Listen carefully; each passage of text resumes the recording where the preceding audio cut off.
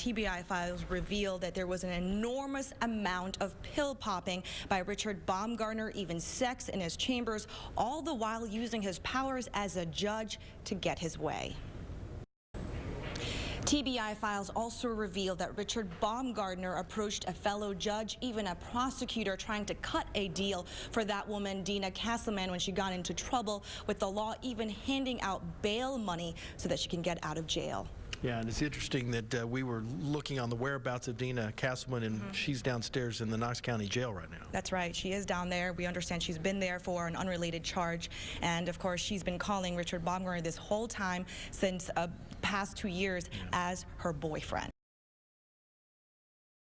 And, Hannah, you've just learned a little bit more about that possible tornado, right? Right, Erica. They are here surveying the damage, but we have just been able to confirm that at least one tornado did touch down here in the Western Avenue area. This is where we are right now. We're just off of Sullivan Road.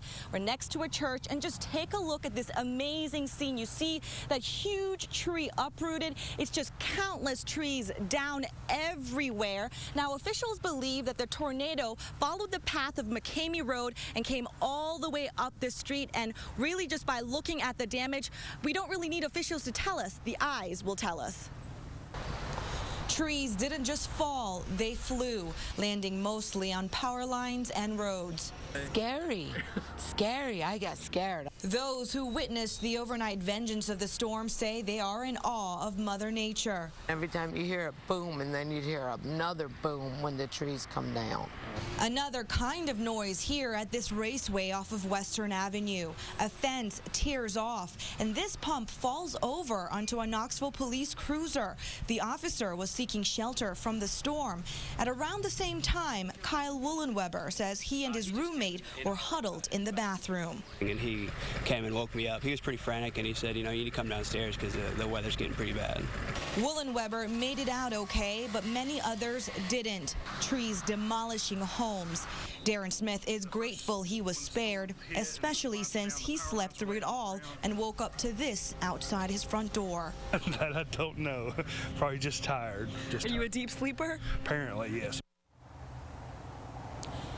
Now, right next to this church, there's a cemetery here, and just take a look. I'm going to move out of the way. You can see there's trees and branches everywhere.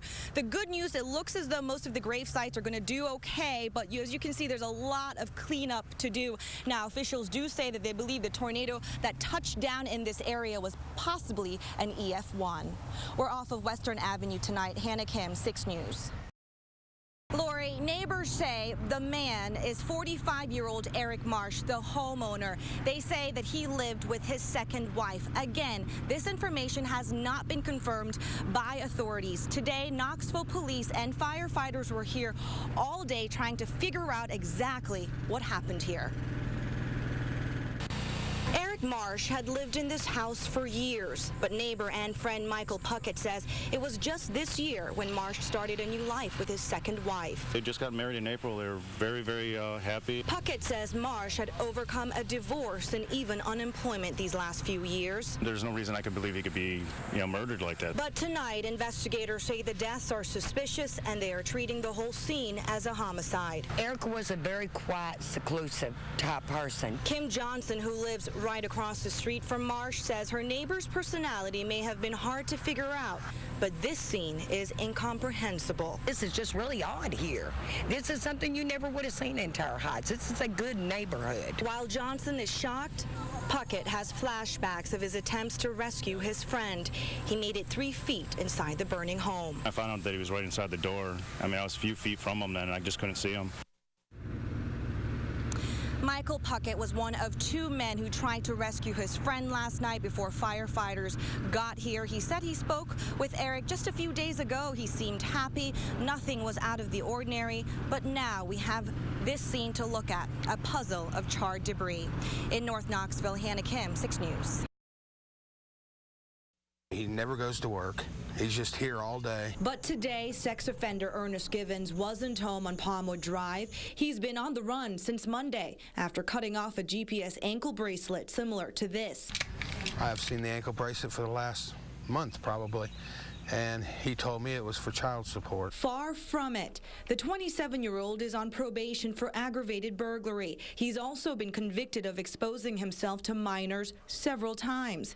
In 2006, a mother of a 4-year-old revealed this to 6 News. She said that she was touched inappropriately and she seen his private parts. Today, we armed several neighbors with that information. This is Ernest Givens. This is the guy you know? Yes. Misty Barco says now she won't take her eyes off her children. Until we told them today, many who live nearby did not know that Ernest Givens was on Tennessee's sex offender registry. Tennessee's Board of Probation and Parole says there is no rule requiring them to notify neighbors or the media if someone escapes a tracking device, even if they are a sex offender. It's not very common, and most of the time they're captured within a short period of time. After some digging, we tracked down the suspect's girlfriend and left a message. I understand that you may be one of the last people to have seen him, and I was wondering if you knew anything about his whereabouts. Tonight, we have yet to hear back. Authorities continue their search, and neighbor John Hughes has this message. Stay away from here. In Knoxville, Hannah Kim, 6 News. Yesterday, we were the first to reveal to many neighbors around here that a sex offender actually is registered to that house. Well, today, this letter went out to parents notifying them of the issue because a school bus stop is a stone's throw away right there at that intersection. Knox County Schools said they only found out today that the bus stop at Fleetwood and Palmwood was so close to a sex offender, prompting Pleasant Ridge Elementary School to send this letter. Parent John Webb is relieved he now knows, but is still outraged his child has been walking past this home where sex offender Ernest Givens has been living for months. He is a predator of children. A predator who has disappeared. The 27-year-old has been on the run for the past 4 days after cutting off his GPS tracking device. This mother of 2 is taking no chances. So you've made sure that your kids know what he looks like? Yes, I have. So they've known, they've seen him walk by. Starting Monday, students will no longer be picked up at Fleetwood and Palmwood. Instead, they will go to 2 new bus stops. Pay attention to the red dots. But one of the new stops has Webb flabbergasted. The new bus stop is at the intersection of Parkwood and Palmwood Drive, but is it far enough?